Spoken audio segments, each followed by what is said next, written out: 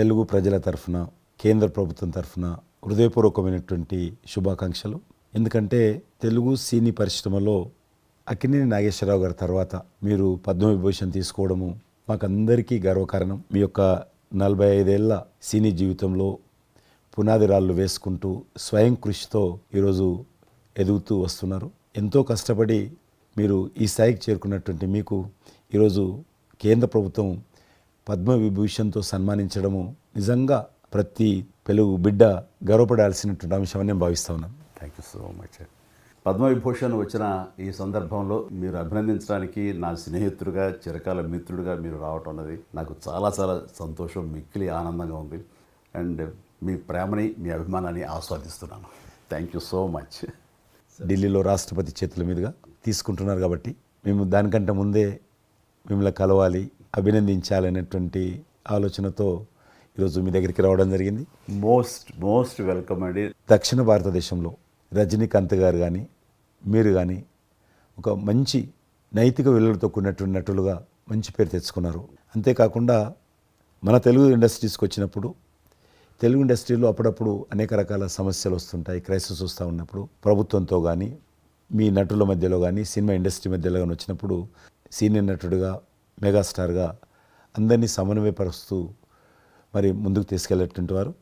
అలాంటి మీరు ఈరోజు మరి పద్మవిభూషణ్ రావడం అనేటువంటిది మరి అందరం సంతోషించాల్సిన అంశం అని నేను భావిస్తా ఉన్నాను. ఈ ఇండస్ట్రీ లేకపోతే మేము లేవండి.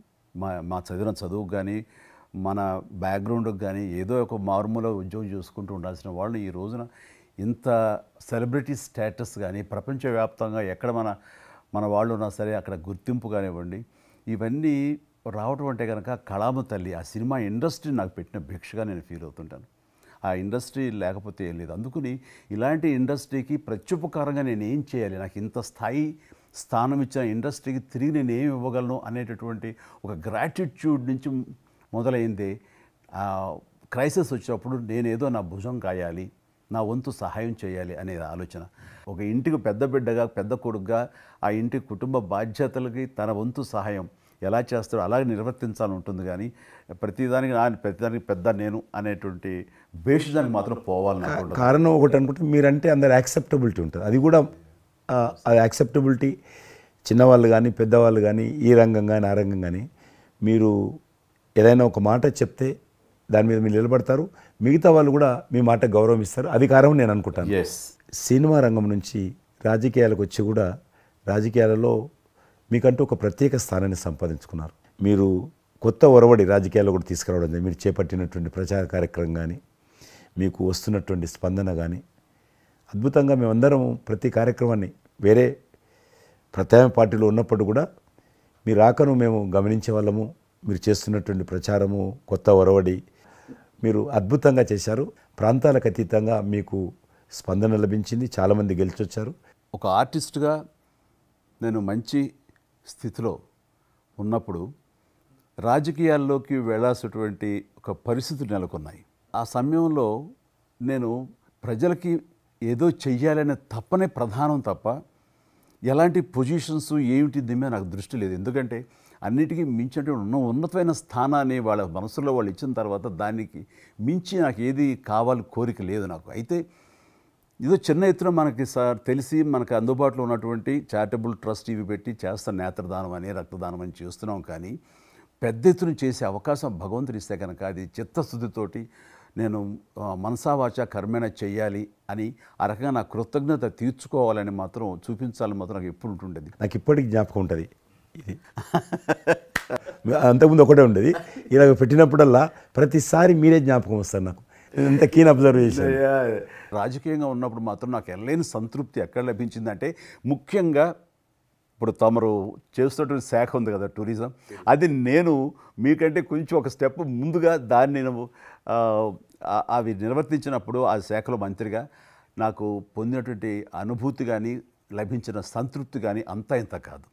ఆ రకంగా మాత్రం రాజకీయాలకు వస్తే ఇంత చేయొచ్చా అనేది మాత్రం నాకు సుస్పష్టంగా నాకు అనుభవపూర్వకంగా తెలిసొచ్చింది మంత్రిగా ఉన్నప్పుడు టూరిజానికి. అది అలా అలా వెళ్ళి ఆఖరికి ఒక కల్నరీ ఇన్స్టిట్యూట్ అనేది నాకు అవకాశం తిరుపతిలో నేను వెళ్ళాను. అద్భుతమైనటువంటి ఇన్స్టిట్యూట్ అది.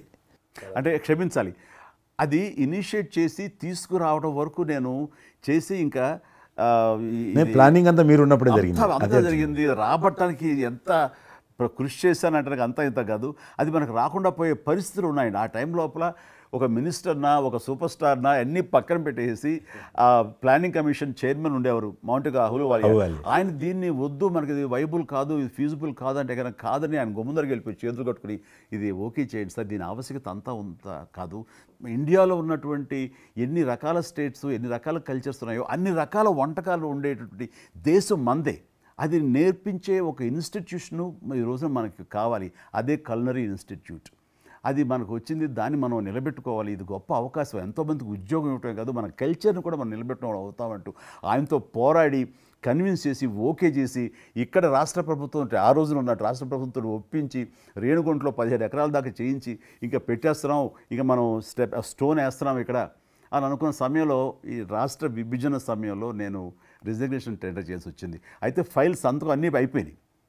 దాని తర్వాత ఇమ్మీడియట్గా వచ్చిన కేంద్ర ప్రభుత్వంగా మీరు దాన్ని ఇంప్లిమెంట్ చేసి ఈరోజు రేణుగుంటలో అది మీరు చాలా అద్భుతంగా ఉన్నదండి. ఇంకా దాన్ని ఈ మధ్యలోనే 2 రోజుల క్రితం ఈ మధ్య నేను మా సెక్రటరీని పంపించాను. మళ్ళీ దాన్ని ఇంకా రిక్రూట్మెంట్ కానీ ఇంకా రీడెవలప్మెంట్ కానీ ఇంకా ఏ రకంగా డెవలప్, ఇప్పుడు ఆల్రెడీ మేము ఎస్వి యూనివర్సిటీతో టైప్ చేసుకుంటున్నాము, టీటీడీ వాళ్ళతో టైప్ చేసుకుంటున్నాము, కొన్ని స్టార్ హోటల్స్తో టైప్ చేసుకుంటున్నాము.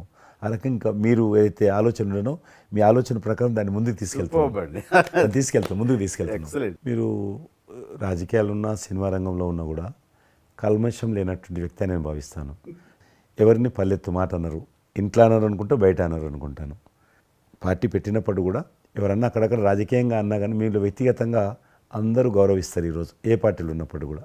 నేను అది ముందస్తుగా చూసింది మీలో కిషన్ రెడ్డి గారు. మిమ్మల్ని మనస్ఫూర్తిగా చెప్తున్నాను, అసెంబ్లీలోకి నేను అడుగుపెట్టినప్పుడు నేను కొత్తవాడిని, నా వెనకాల ఆల్రెడీ ఒకసారి ఎమ్మెల్యేగా చేసి రెండోసారి ఎమ్మెల్యేగా ఉన్న కిషన్ రెడ్డి గారు నా పక్క సీట్లో ఉండేవారు. ఇటు పక్క ఇంకొకరు జయప్రకాష్ నారాయణ గారు, ఆయన ఇటు పక్క చంద్రబాబు నాయుడు గారు, మరో పక్కేమో వైఎస్ఆర్ అందరూ ఉండేవాళ్ళు. వీళ్ళందరూ మాట్లాడుతుంటే, వీళ్ళందరూ రాజకీయ ఉద్దండులు మాట్లాడుతుంటే అందరిని చూస్తుండేవాడిని. అక్కడ నాకు వచ్చిన షాక్ ఏంటంటే, ఫస్ట్ ఒకళ్ళు దుయ్యబెట్టుకుంటూ తిట్టుకుంటూ అసలు దుర్భాషలు ఆడుకుంటూ కొట్లాడుకునే పరిస్థితి వస్తూ ఇక ఫినిష్ అయిపోయింది, ఇక ఒకళ్ళు మాట్లాడుకోరు, ఇంకా వీళ్ళు దీర్ఘకాల శత్రువులు వీళ్ళు ఇంకా అనే ఫీలింగ్ వచ్చింది. ఇలా ఉంటుందా అనేది. బట్ దానికి విరుద్ధంగా నేను అసెంబ్లీ అయిపోగానే కారులో నడుచుకెళ్తుంటే ఎవరైతే ఇద్దరు తిట్టుకున్నారో ఒకరొకరు దూషించుకున్నారో వాళ్ళు భుజమే చేసుకుని ఏంది భయ్యా నువ్వు అలా అన్నావు, నువ్వు అనలేదు భయ్యా, అరే నా నాయకుడు చూస్తున్నాడు అనకపోతే బాగుండదని ఇట్లా అంటుంటే నాకు షాక్ తిన్నాను, చాలా ఆశ్చర్యపోయేవాడిని, ఇదే ఇలా ఉంటుందా. మీ సినిమా ఫీల్డ్ కంటే ఎక్కువ నటులు ఉంటారు, మీ సినిమా ఫీల్డ్ కంటే ఎక్కువ నటులు రాజకీయాల్లో ఉంటారేమో అలా అనిపిస్తుంది నాకు. అక్కడ అలాంటి పరిస్థితుల్లో ఒక నిబద్ధతతోటి ఇష్యూ బేస్డ్గా మాట్లాడుతూ తను అనుకున్నవి నిర్దిష్టంగా చెప్పగలిగేటటువంటి నాయకుల్లో మిమ్మల్ని అబ్జర్వ్ చేశాను. మీరు ఎక్కడ ఎవరిని దుర్భాషలాడటం నేను చూడలేదు, ఎవరిని పౌరుషంగా మాట్లాడటం చూడలేదు, ఎవరిని ఎద్దేవా చేయడం రెడిక్యూల్ చేయడం నేను చూడలేదు. మీరు ఎంతసేపు ఇష్యూ బేస్డ్గా మాట్లాడేవాళ్ళు, స్ట్రాంగ్ వాయిస్ చేసుకుని మీరు అనుకున్నది అది ఎంత కరెక్టు, ఎలా అన్యాయం జరుగుతుంది అని ఆ ప్రజలకి మద్దతుగా ప్రజల తరపున నిలబడి మాట్లాడిన నాయకుడుగానే మిమ్మల్ని చూశాను. నేను ఇప్పటికీ అలాగనే ఉన్నాను. అవును, మా పార్టీలో ఉన్న కొంతమంది కానీ బయట ఉన్నటువంటి వాళ్ళు కానీ కొంత మీడియా విలేకరులు కానీ నువ్వు ఆ రకంగా మెత్తగుంటే లాభం లేదు, ఇప్పుడు రాజకీయాలలో నువ్వు కూడా పరుషంగా మాట్లాడాలి, వ్యక్తులను చాలా గట్టిగా మాట్లాడాలి అంటారు. కానీ నేను అదే అంటాను, నేను ఇప్పుడు మారలేను, నాకు అవసరం కూడా లేదు, నేను ఇలానే ఉంటాను. నేను గతంలో ఏ రకమైనటువంటి వాజ్పేయి గారు, లాల్ కృష్ణ అద్వానీ గారు, మా తెలంగాణలో మా వి రామారావు గారు, వెంకయ్యనాయుడు గారు, దత్తాత్రేయ, ఇదంతా నాకు నేర్పారు వాళ్ళు. నేను చిన్నగా ఉన్నప్పుడు నా చేయి పట్టుకొని నడిపారు వాళ్ళు. కాబట్టి నేను ఏ రోజు కూడా చిన్న పొరపాటు చేయకూడదు అనేటువంటి దాంట్లో ఉన్నాను. నేను ఎప్పుడన్నా రాస్తారోకో చేసేవాళ్ళం. రాస్తారోకే మాకు వి రామారావు గారిని సిక్కిం గవర్నర్ ఉండే ఎమ్మెల్సీ, ఆయన వెంటనే ఫోన్ చేసేవాడు, నువ్వు ఎక్కడన్నా పోతున్నప్పుడు ఎవరన్నా రాస్తారోకే చేస్తే ఒక 2-3 గంటలు ట్రాఫిక్ జామ్ అయితే నీకెంత బాధ అవుతుంది. కాబట్టి నువ్వు రాజకీయ నాయకుడు అయినంత మాత్రాన రోడ్డు ఆపేసి ప్రజలను ఇబ్బంది పెడితే ప్రజలకు మేలు చేయాలనుకుంటున్నావా, ప్రజలు ఇబ్బంది పెట్టాలనుకుంటున్నావా, ఈ రకంగా ప్రశ్నించేవాడు. నేను ఎవరైనా ముఖ్యమంత్రులది దిష్టిబొమ్మ తగలబెడితే ముఖ్యమంత్రి తగలబెట్టొద్దు, కావాలంటే గవర్నమెంట్ తగలబెట్టు, వ్యక్తి ఆ రకం చిన్న చిన్న విషయాలు నాకు ఫ్యాంటాస్టిక్ సార్. ఈ రోజుల్లో ఎంతమంది ఇలా ఆలోచించే నాయకులు ఉన్నారు, ఎంతమంది స్టేట్స్మెన్లు ఈ రకమైన సలహా ఆ తర్వాత వచ్చే యంగ్ నాయకులకి సలహా ఇచ్చేవాళ్ళు ఉన్నారు.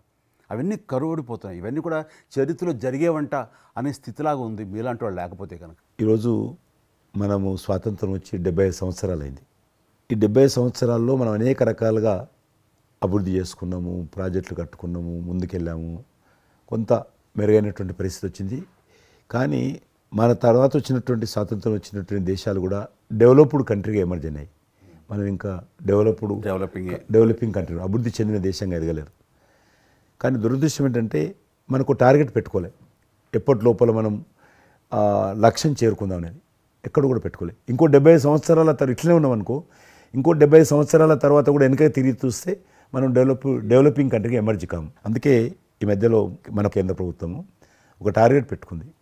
ఇప్పుడు కమింగ్ 25 years ప్రపంచంలో అత్యధికమైనటువంటి యూత్ పాపులేషన్ ఇండియాలో ఉంటుంది. ఎగ్జాక్ట్లీ. కాబట్టి ఈ 25 years అమృతకాలం అంటారు దీన్ని. ఎగ్జాక్ట్లీ. ప్రధానమంత్రి కూడా అప్పుడప్పుడు అంటుంటారు ఇది అమృతకాలం.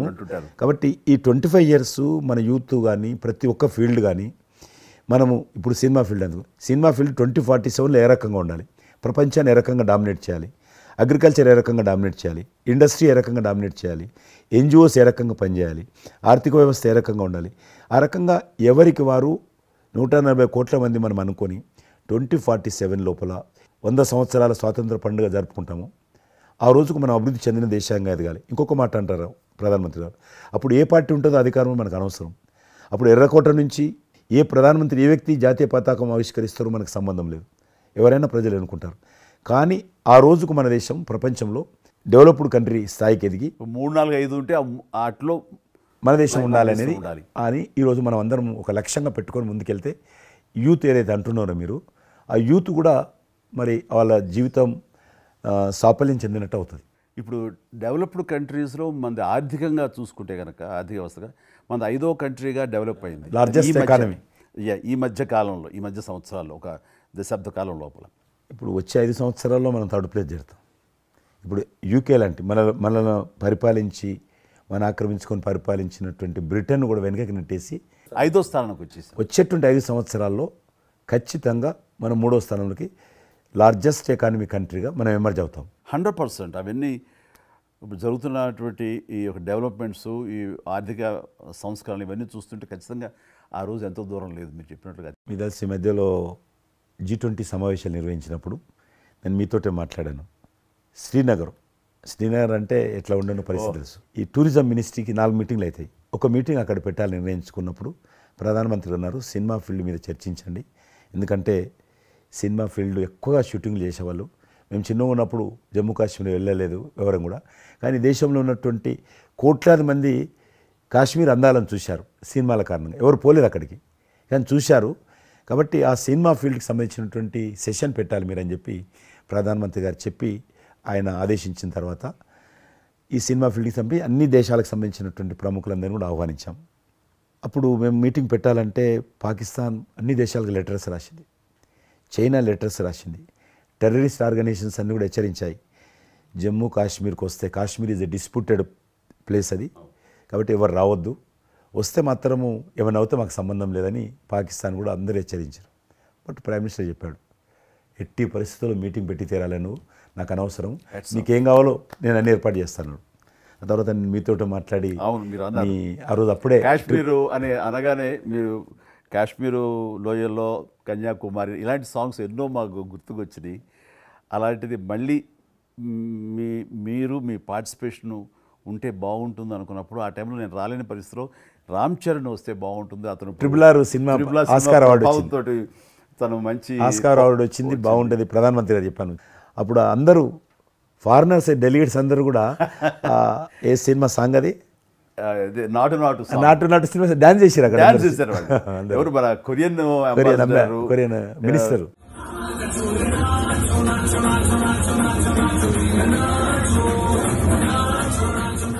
అలాగే ఇంకొక జర్మన్ అంబాసిడర్స్ చాలా మంది కింద మీరు చూసింది కొద్ది మందిని కింద చాలా మంది చేశారు పాట పెట్టి చేసినప్పుడు. సో ఇప్పుడు మీకు మనవి చేస్తున్నాను, లాస్ట్ 2023లో ఇప్పుడు ఆ ఆర్టికల్ 370 తెలియించిన తర్వాత 23 కానీ 22 కానీ ఆల్మోస్ట్ మోర్ దెన్ 300 పిక్చర్స్ అవి మరి ఓటీటీ సినిమాలు కావచ్చు, టీవీ సీరియల్స్ కావచ్చు, మన సినిమాలు కావచ్చు, కొన్ని బయట దేశాలకు సంబంధించినటువంటి సినిమాలు కూడా ఆల్మోస్ట్ 300 పిక్చర్స్ షూటింగ్ జరిగాయి అక్కడ లాస్ట్ 2 ఇయర్స్లో.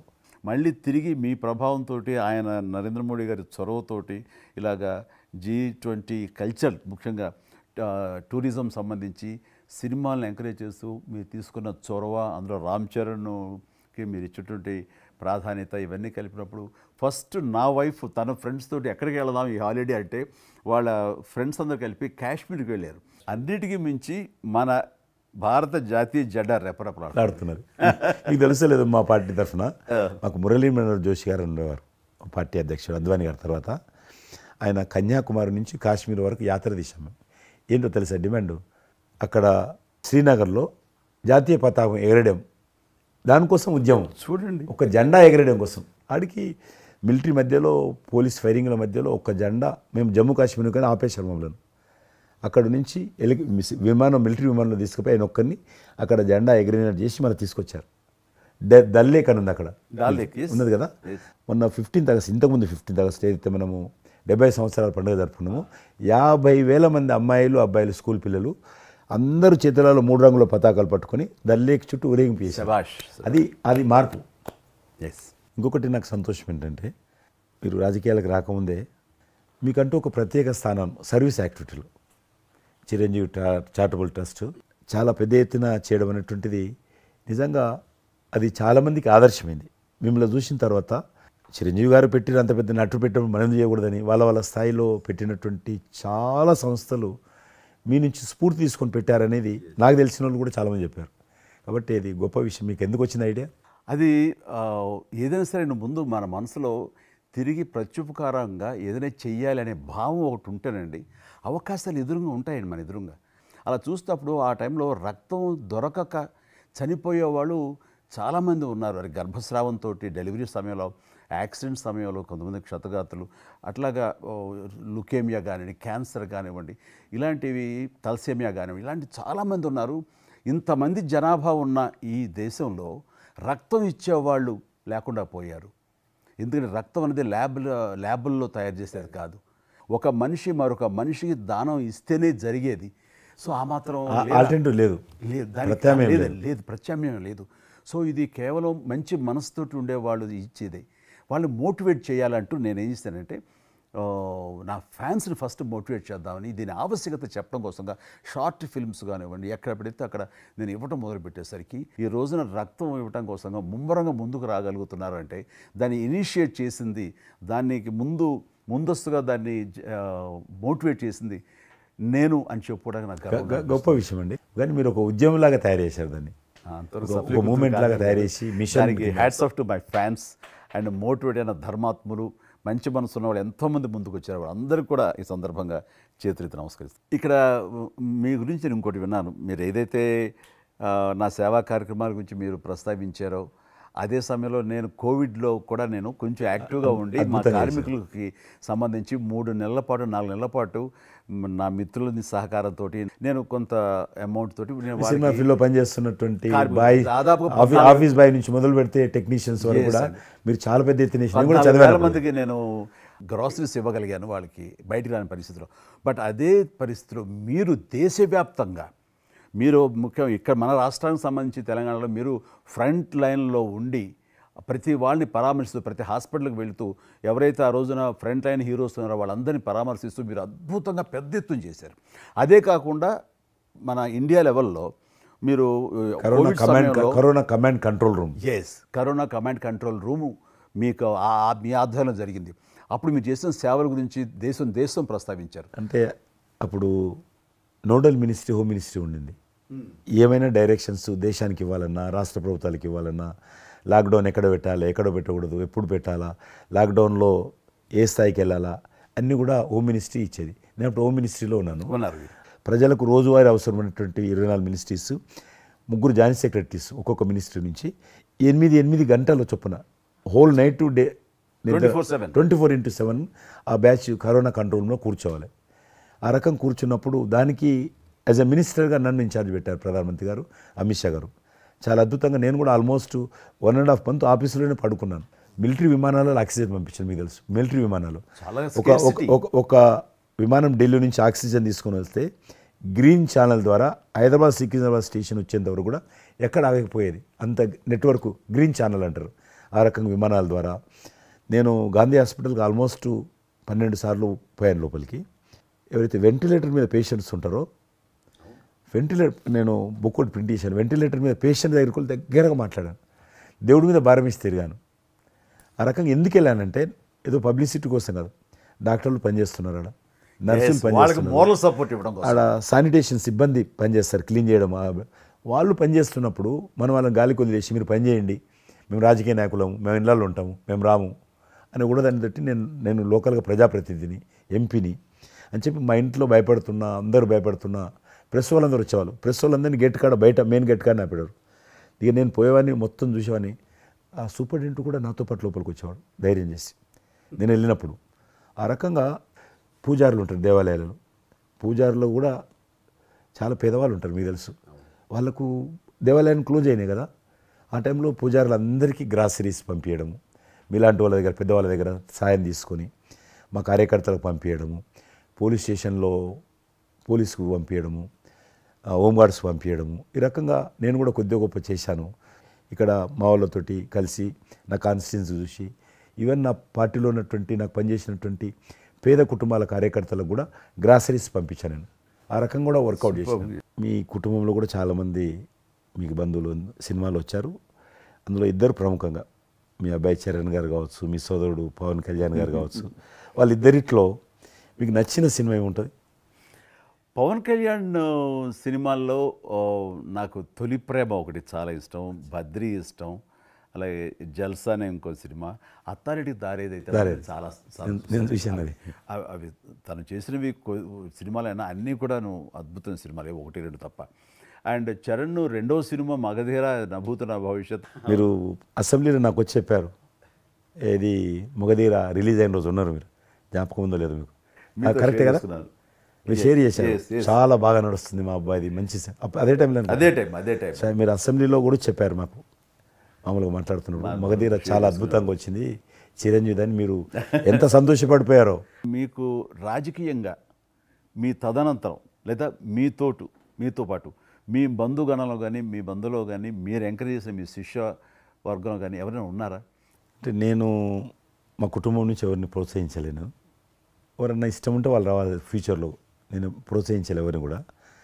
నాకు పార్టీలో గ్రూప్ అంటూ లేదు, అందరూ పార్టీ కార్యకర్తలందరూ నా గ్రూపే, పార్టీయే నా జెండా. ఆ రకంగా నేను ఎవరిని వ్యక్తిగతంగా నా మనిషిని ప్రోత్సహించుకోవడము లేకపోతే మా కుటుంబ సభ్యులను ప్రోత్సహించడం అనేటువంటిది, ఎవరైనా రాజకీయాలు అంటే వాళ్ళ స్వేచ్ఛ, మనం బలవంతంగా తీసుకొచ్చి నిలబెట్టారు అనేది నేను జనాలు కూడా అనుకోలేదు ఇప్పటివరకు. అయితే ఈ ఫ్యూచర్ ఏమైతే చెప్పలేను ఇప్పటికైతే.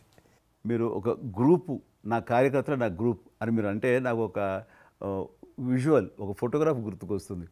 మీరు వైట్ హౌస్ ముందు మీరు కొంతమంది కార్యకర్తలు అలా ఉన్నారు, కానీ వాళ్ళు నిశ్చితంగా చూస్తే నరేంద్ర మోడీ గారు ఉన్నారు ఆ టైంలో కూడా. మీకు అప్పటి నుంచి కూడా నరేంద్ర మోడీ గారితో సత్సంబంధాలు ఉండేవా? అద్వానీ గారు ప్రెసిడెంట్ ఉన్నప్పుడు 1994లో నేను అప్పుడు యూత్ వింగ్లో పనిచేస్తున్నాను. American council of young political leaders, అది యుఎస్ గవర్నమెంట్ ఏజెన్సీ. వాళ్ళు ఏం చేసేవాళ్ళంటే కొన్ని ముఖ్యమైనటువంటి దేశాల నుంచి అప్పుడప్పుడు యూత్ డెలిగేషన్, పొలిటికల్ పార్టీకి సంబంధించినటువంటి యూత్ డెలిగేషన్, యంగ్ లీడర్స్ అంటారు, యంగ్ లీడర్స్ని పిలిచి మా దేశం ఏ రకంగా అభివృద్ధి చెందుతుందో మీరందరూ చూసి మీరు మీ దేశాల్లో మాకు దేశం గురించి ప్రచారం చేయాలి, వాళ్ళ కాన్సెప్ట్ అది. అద్వానీ గారు 3 సెలెక్ట్ చేశారు. నన్ను హైదరాబాద్ నుంచి, తెలంగాణ ఉమ్మడి రాష్ట్రం ఆంధ్రప్రదేశ్ నుంచి, కర్ణాటక నుంచి అనంత్ కుమార్ అని చనిపోయారు, మినిస్టర్ ఉండేవారు, సివిల్ ఏవియేషన్ మినిస్టర్ ఉండేవాడు, కల్చర్ మినిస్టర్, ఆయన చనిపోయారు మధ్యలోనే.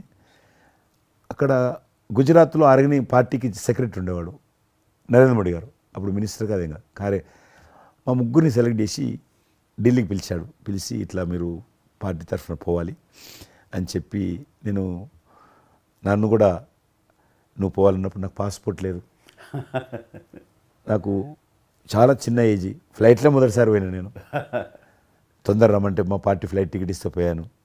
మాట్లాడినాక వారు చెప్పారు మీరు ముగ్గురు అని కూర్చున్నాక ఇంటి ముందోటి కటింగ్ షాప్ ఉంది. నరేంద్ర మోడీ గారి గడ్డ ఉంది, నాకు గడ్డ ఉంది, చిన్నోని మీరు ఇద్దరు క్లీన్ షేవింగ్ చేసుకురా అన్నాడు. నరేంద్ర మోడీ ఇంటి మా అమ్మ పోయిన క్లీన్ నాకు చూపించాలని మళ్ళీ వచ్చి మళ్ళీ పోయి క్లీన్ షేవింగ్ చేసుకొని నరేంద్ర మోడీ గారు మేము ఇద్దరం ఎందుకనంటే అయినా మీరు పార్టీ రిప్రజెంట్ చేయడం లేదు, మీరు ఇండియాని రిప్రజెంట్ చేస్తున్నారు, టైంకి రావాలా, టైం పోవాలని చెప్పి మమ్మల్ని పంపించిన తర్వాత నరేంద్ర మోడీ గారు మీరు చూడండి ఆ ఫోటోలో ఆయన సంఖ్య ఒక బ్యాగ్ ఉంటుంది. ఆ బ్యాగులో పుస్తకము పెన్ ఉంటుంది. మేము రాజులాగా పుస్తకం లేదు, పెన్ లేదు, మేము పోతుంటే అందులో భాగంగానే వైట్ హౌస్ లోపల రాణించేవాళ్ళు చాలా దూరంకి వెళ్ళి, కానీ చూపించేవాళ్ళు బయట ఉండే కొంత అమెరికా ఇది వైట్ హౌస్ అక్కడ కనిపిస్తుంది, అందులో అది ప్రెసిడెంట్ రూము, ఇక్కడ కనిపిస్తుంది కిచెను, ఇది కాన్ఫరెన్స్ హాలు.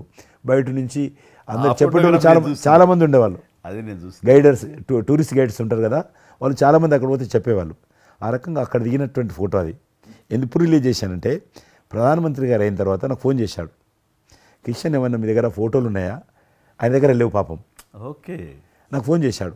నేను ఎమ్మెల్యే క్వార్టర్స్లో అవన్నీ ఫోటోలు తీసినాక ఇంత కట్ట ఉండే కానీ అన్నీ అంటుకొని ఒకటి మనకు తెలియదు కదా, మొత్తం పాడిపోయినాయి. 8 ఫోటోలు దొరికినాయి.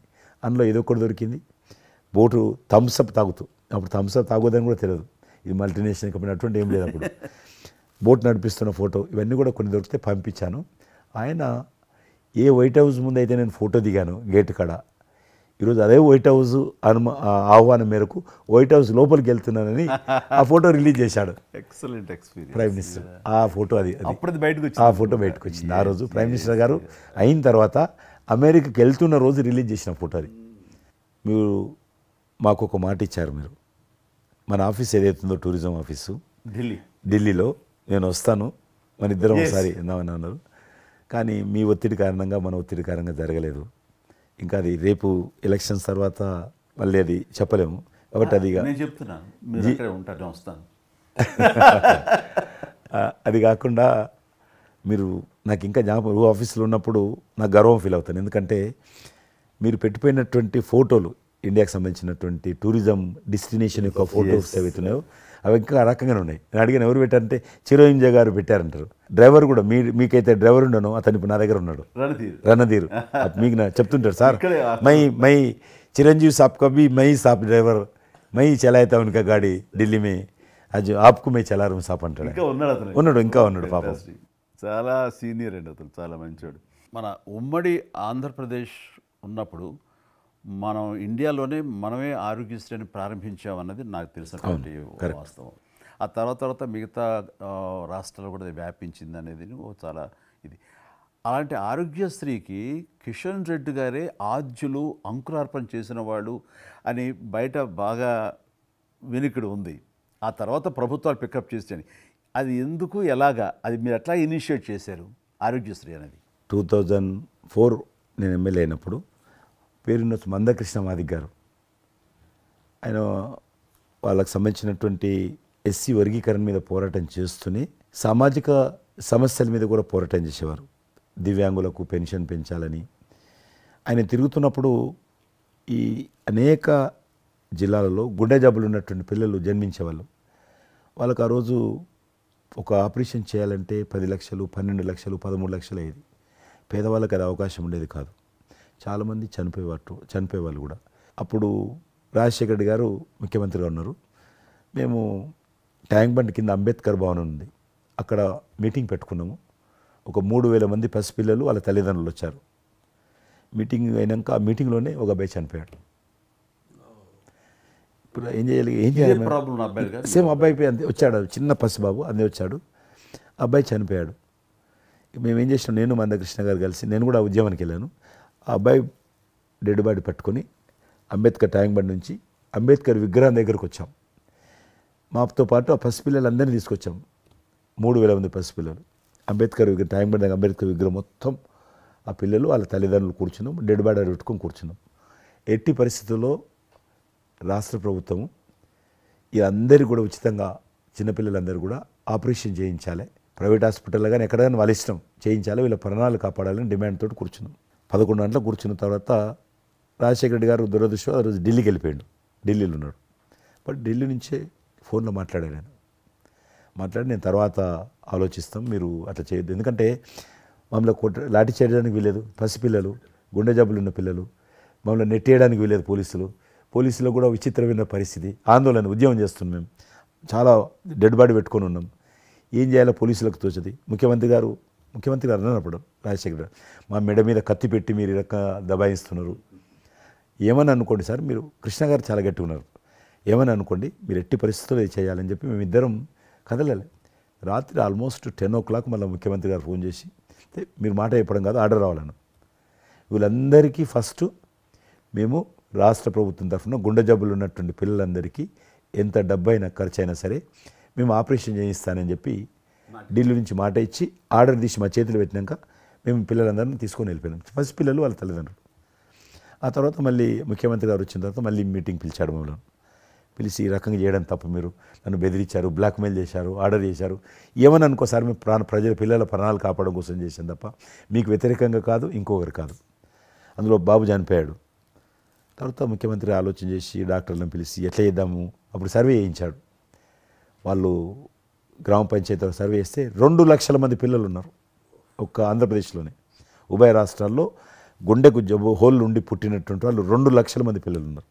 ఇంతమందికి నేను ఎట్లా చేస్తా అది ఇదని మళ్ళీ సర్వే వచ్చిన తర్వాత వెరిఫికేషన్ వచ్చిన లిస్ట్ తీశాడు, అంచనా వచ్చిన తర్వాత అప్పుడు ఆయన ఇన్సూరెన్స్ ఏదైనా చేద్దామా అని, ఆయన డాక్టర్ కదా ఒరిజినల్గా, ఆయన డాక్టర్ వృత్తి చదువుకున్నది MBBS అయినా, ఆయనకి ఈ విషయం బాగా తెలుసు కాబట్టి ఏం చేద్దామని ఆలోచన చేసి అప్పుడు ఇన్సూరెన్స్ పథకం ఆ పిల్లల కారణంగా, గుండె జబ్బులు ఉన్నటువంటి పిల్లల కారణంగా ఆ 2 లక్షల మందికి పిల్లలు ఇన్సూరెన్స్ చేయాలన్న వచ్చినటువంటి ఆలోచనే ఈ ఆరోగ్యశ్రీ పథకం. అలా మీరు ఇనిషియేట్ చేసినటువంటి ఈ ఆరోగ్యశ్రీ కానివ్వండి, ఇది నిజంగా ఇలాంటి సామాజిక స్పృహ అనేది రాజకీయంగా ఆలోచిస్తే వచ్చేది కాదండి. ఇది మానవతా విలువలతోటి మానవత్వంతో ఆలోచించారు కాబట్టి ఈ రోజున అది సఫలీకృతం కాగలిగింది. భారతదేశంలోనే అది ఒక అందరూ ఆచరించేటువంటి గొప్ప పథకం అయింది. అది ఎంతమంది లబ్ధి పొందుతారో వాళ్ళందరూ బ్లెస్సింగ్స్ మీకు ఉండాలి. అసెంబ్లీలో ఉండగా నాకు ఒక రిప్రజెంటేషన్ ఇచ్చారు. ఈ హోమ్ గార్డ్స్ గురించి మీరు తీసుకున్న శ్రద్ధాశక్తి ఆహ్వానించిన మీరు పడ్డ తపన కానీ అంతా ఇంత కాదు. అండ్ అది మీరు ఈ రోజున వాళ్ళకి ఏదైనా లబ్ధి చేకూరిందంటే దానికి కూడా నాంది పలికిన వాడు కిషన్ రెడ్డి గారు. 3,000 జీతం ఉండే సార్ వాళ్ళకు కుటుంబము. వాళ్ళు 12 గంటలు 13 గంటలు 14 గంటలు ఇప్పుడు ట్రాఫిక్ చేస్తుంటారు కదా, వాళ్ళు 12 గంటలు దుమ్ము ధూళి ఎండలో వాళ్ళు ఇట్లా ఏలు పెడితే మొత్తం మన చేయి నల్లగవుతుంది, అంత మట్టి కాలుష్యంతో ఉంటారు వాళ్ళు. రోజు వాళ్ళు ఇచ్చే బట్టలు తెల్ల షర్ట్ వేసుకోవాలి, వాళ్ళు కాకి ప్యాంట్ వేసుకోవాలి. ఉదయం వేసుకునే షర్టు 2 గంటలలో కలర్ మారిపోతుంది. మనం ఇచ్చేటువంటి 3,000 రూపాయలు అలా డ్రెస్ ఉతకడానికే సరిపోతుండే. అందుకే కిషన్ రెడ్డి గారు మీరంటే ఎందుకు గౌరవం అంటే, మీరు రాజకీయ లబ్ధి గురించి ఎప్పుడు చూసేవాళ్ళు కాదు, మీ కాన్స్టిట్యున్సీకే పరిమితమైన మీరు ఎప్పుడు కాదు, విస్తృతంగా అందరికీ లబ్ధి చేకూరే విధంగా తీసుకున్నారు. కాబట్టి అలాంటి మీకు ఆ బలం, మీ వాయిస్కి ఆ స్ట్రెంగ్త్ అలాగా, ఎందుకంటే మీ ఆశయంలో ప్యూరిటీ ఉంది, మీ ఆశయంలో చిత్తశుద్ధి ఉంది మీ ఆచరణలో. కాబట్టి మీలాంటి నాయకుల వల్లనే అవుతుంది ఏదైనా సరే.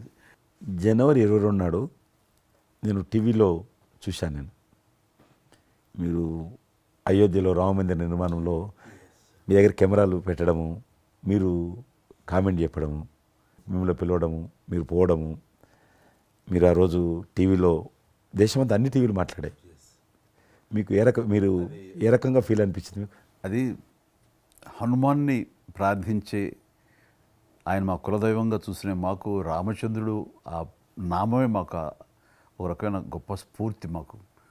అలాంటి రాముడు మమ్మల్ని ఆహ్వానించినట్టుగా అనిపించిందండి. అది అక్కడ 500 సంవత్సరాలుగా ఎన్నో అక్కడ ఉన్నటువంటి ప్రాబ్లం అనేది అది సునాయాసంగా చేయటం అన్నది అది ఆయన వల్లనే అయ్యింది, నరేంద్ర మోడీ గారు తలుచుకోబట్టి అయ్యింది అనేది. అలాంటి దానికి మేము ఆహ్వానించబడటం అనేది అది మేము చూసుకున్న అదృష్టం, మా పుణ్యం. చాలామంది అందరము భయపడ్డాం ఏమైపోతుందో దేశంలో, గొడవలు అయితే మత కళాలు జరుగుతుందేమో.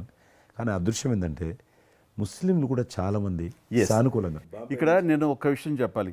నేను రామ మందిరం నుంచి నా హోటల్ ఉంది అక్కడ, ఆ హోటల్కి వెళ్ళడానికి నేను కారు హైర్ చేసుకున్నాను మా ఫ్యామిలీ. అది ముస్లిం డ్రైవర్. సో ఈ రోజున ఇంత కాంట్రవర్షియల్ ఈ ప్లేస్లో ఈ రోజున టెంపుల్ కట్టడంపై మీరందరూ ఎక్కడో కొంత అసంతృప్తితో ఉండుంటారు కదంటే. కాదండి, ఈ రోజు నుంచి మా టెన్షన్ రిలీవ్ అయిపోయింది, కరెక్ట్, మేము చాలా రక్షణతో ఉన్నాం అన్న ఫీలింగ్ ఉంది. ఎంత హిందూ కాన్వర్జేషన్ అండి. ఇక్కడ 144 సెక్షన్ ప్రివేల్ అవుతూ ఏ రోజున ఏం గొడవలు జరుగుతాయి, ఎక్కడి నుంచి ఏ ఘర్షణలు జరుగుతాయి, స్కూల్కి వెళ్ళి మా బిడ్డలు వస్తారా వెళ్తారా అనే టెన్షన్లో ఉండేవాళ్ళం మేమంతా. అండ్ అలాంటి ఘర్షణలో వాళ్ళు ముస్లిమ్సా లేకపోతే హిందూస్ అని ఏం చూడరు కదండి, ఎవరు అందరూ సఫరర్సే. అలాంటి పరిస్థితులు ఇప్పుడు నెలకొన్న సమయంలో ఎలాంటి గొడవలు లేకుండా ముందు ఒక నిర్ణయం తీసేసుకున్నారు. ఎస్, రామ మందిరం వెల్ కట్టేసారు, అయిపోయింది. ఇక్కడి నుంచి లిఫ్ట్ చేసేసారు 144 సెక్షన్, ఇంకేం లేదు, అన్నీ సజావుగా సాగిపోతాయంటే మాకు సెక్యూర్డ్ ఫీలింగ్ వచ్చింది, మా బిడ్డలకు రక్షణగా ఉంది, మాకు ఇంకేమీ కాదన్న భరోసా వచ్చింది మాకు. వీఆర్ సో హ్యాపీ అని ఒక ముస్లిం సోదరుడు అన్నారు. ఇప్పుడు అదే మీరు ప్రస్తావిస్తున్నారు. ఇప్పుడు చాలామంది ముస్లిమ్స్ వెళ్తున్నారు చూడడానికి, దర్శనం చేసుకోవడానికి. ఒక అమ్మాయి అయితే బాంబే నుంచి నడుచుకుంటూ వచ్చింది, 22nd చేరుకుంది అక్కడ అమ్మాయి. ఓకే, నేను ఉన్నాను వెనకనే ధైర్యాన్ని ఇచ్చేటువంటి మన ప్రధాని గారు, ఈ భారత ప్రభుత్వం ఇవన్నీ కలిపి దోహదపడ్డాయి. అందుకని ఆయన ఒక మాట అన్నారు అయోధ్య టైంలో, మొన్నటిదాకా టెంట్లో రాముడిని చూసాం, ఇంకా రాముడికి ఆ పరిస్థితి లేదు, ఆయన ఒక పర్మనెంట్ స్ట్రక్చర్లో ఉంటాడు అని అన్నప్పుడు అందరూ మంచి రెస్పాన్స్ ఇచ్చారు, బాగా రెస్పాండ్ అయ్యారు. అట్లాగా ఈ రోజున ఆయన తీసుకున్న ప్రతి కార్యక్రమం కూడాను ఒక మత సామరస్యాన్ని సూచిస్తుంది. దానికి నేను ఒక్క విషయం కూడా చెప్తాను, మీరు చెప్పారు కదా, నేను ఎలక్షన్ ప్రచారానికి 2019లో కానీ అంత ముందుగానే వెళ్ళేవాడిని. డిఫరెంట్ రీజన్స్ మా పార్టీకి సంబంధించి కావచ్చు, ఇతరత్ర కావచ్చు. మేము వెళ్తున్నప్పుడు ముస్లిం సమాజాన్ని బస్తీలు కూడా వస్తాయి కొన్ని, మేము ఎంత మైకులు పెట్టుకొని డ్రమ్ కొట్టుకుంటూ పోయినా కూడా ఒక్కరు కూడా బయటకు వచ్చేవాళ్ళు కాదు. ఇప్పుడు పరిస్థితి త్రిపుల్ తలాక్ అని ఒకటి ఉండేది, అది ముస్లింలో ఒక సాంప్రదాయం. అది ఏదైనా భర్త కోపం వచ్చినా 3 సార్లు తలాక్ అంటే ఆడబిడ్డ ఇంటి నుంచి వెళ్ళిపోవాలి. 3 సార్లు అంటే తలాక్ అంటే వెళ్ళిపోవాలి. అయితే దాన్ని మోడీ గారు త్రిపుల్ తలాక్ సిస్టాన్ని చట్టం చేసి ఇది చేయడానికి వీల్లేదు, ముస్లిం మహిళలకు కూడా హక్కులు ఉంటాయి అని చెప్పి ఆయన చేశాడు. అప్పుడు కూడా చాలామంది భయపెట్టించారు, మత కళాలు జరుగుతాయి, అట్లా వేయొద్దు, నువ్వు ముస్లిం పర్సనల్ విషయాల్లో మీరు జోక్యం చేసుకుంటున్నారంటే ఆయన చాలా వివరంగా చెప్పాడు. ఈరోజు నువ్వు ఒక భర్తగా నీ భార్యకు తలాక్ అని ఇచ్చేసి పంపించేస్తున్నావు, రేపు నువ్వు తండ్రి అవుతావు.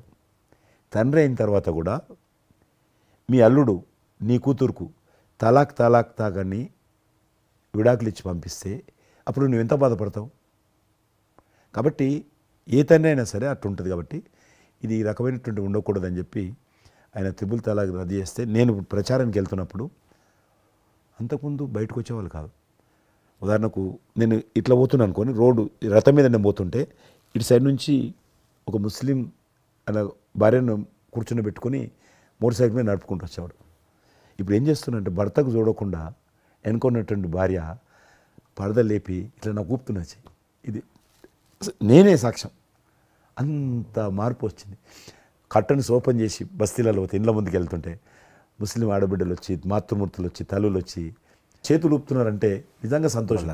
అంటే ఆడబిడ్డలో 10 కోట్ల మంది ముస్లిం ఆడబిడ్డలు ఉంటారు దేశంలో, కానీ అది రావడంతో వాళ్ళకు ధైర్యం వచ్చింది, వ్యతిరేకత లేకుండా ఏ ప్రొటెస్ట్ లేదు. అదే ఫస్ట్ ఆఫ్ ఆల్ విజయం.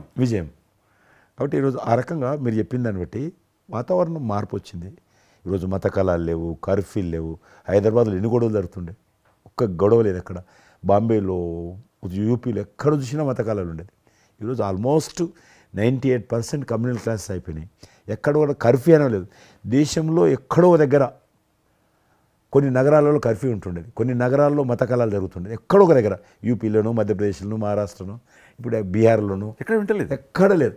ఈవెన్ జమ్మూ కాశ్మీర్ లాంటి రాష్ట్రంలో కూడా 144 సెక్షన్ లేనటువంటి పరిస్థితి ఉన్నది. మీరు వేయించాలంటే అద్భుతంగా ఉంది మాట. అది నరేంద్ర మోడీ గారు చాలా విజనరీగా ఆ రకంగా చేశారు. చాలా సంతోషం కృష్ణారెడ్డి గారు. మీరు నన్ను అభినందించడానికి అవార్డు తీసుకుంటున్న సమయంలో ఆ పురస్కరించుకుని మీరు వచ్చినందుకు, నన్ను అభినందించినందుకు ధన్యవాదాలు తెలియజేస్తూ, మీతో ఇంతసేపు సంభాషించడంలో ఎన్నెన్నో విషయాలు తెలుసుకున్నాను, నాకు అనుభవపూర్వకంగా తెలిసినవి మీతో పంచుకున్నాను. అండ్ మీలాంటి నాయకులు రావాలి, ఉండాలి, మరి ఎంతోమందికి ఇన్స్పిరేషన్గా ఉండాలి. మీ ఆశయాలు, మీ ఆచరణలు, మీ సమస్య పరిష్కార మార్గాలు, అలాగే మీ నాయకుల యొక్క ఆయన ఆశయాలు, ఆయన యొక్క మార్గదర్శకంగా మీ ముందుండి మిమ్మల్ని ముందు నడిపించే విధంగా, తద్వారా అందరూ కలిసి భారతదేశాన్ని మీరు చెప్తున్నట్టుగా అభివృద్ధి చెందిన దేశాల్లో ఒక దేశంగా పెట్టే స్థితికి మనం వెళ్ళాలనే ఆశాభావం మీ అందరితో పాటు నాకు ఉంది. అండ్ మరొకసారి మీకు ధన్యవాదాలు. తప్పకుండా మీరు జీవితంలో ఇంకా మరెన్నో మెట్లెక్కాలి, ఇంకా మీకు మంచి భవిష్యత్తు ఉంది. ఇటు సినిమా రంగానికి సేవ చేయాలి, అటు సమాజంలో కూడా సేవ చేసేటువంటి అనేక రకాల, సమాజం అంటే ఒక రాజకీయాలే కాదు, అనేక రకాలుగా మీరు చేస్తూ ఉన్నారు ఇప్పటికీ. కాబట్టి రేపు భగవంతుడు ఏం చేస్తారు ఎవరి చేతుల్లో లేదు. కాబట్టి మీరు నిండా నూరేళ్ళు ఉండి ఈ దేశానికి, ఈ ప్రజలకు సేవ చేయాలని నేను మనస్ఫూర్తిగా కోరుకుంటూ, మరొకసారి పద్మవిభూషణ్ అందుకుంటున్న సందర్భంగా మీరు నా హృదయపూర్వకమైనటువంటి శుభాకాంక్షలు. Thank you. అలాగే మీకు ఈ ఎన్నికలు విజయవంతం కావాలని మనస్ఫూర్తిగా కోరుకుంటూ, ఖచ్చితంగా మీరు మళ్ళీ ఏ మినిస్ట్రీలో ఉంటారో, ఎక్కడ ఉంటారో అనేది నాకు మన చేతుల్లో తెలుస్తుంది. అండ్ వచ్చి మిమ్మల్ని అలా కలుస్తాను, నేచర్ మాట ప్రకారం. ఆల్ ద వెరీ బెస్ట్ అండి. Good luck.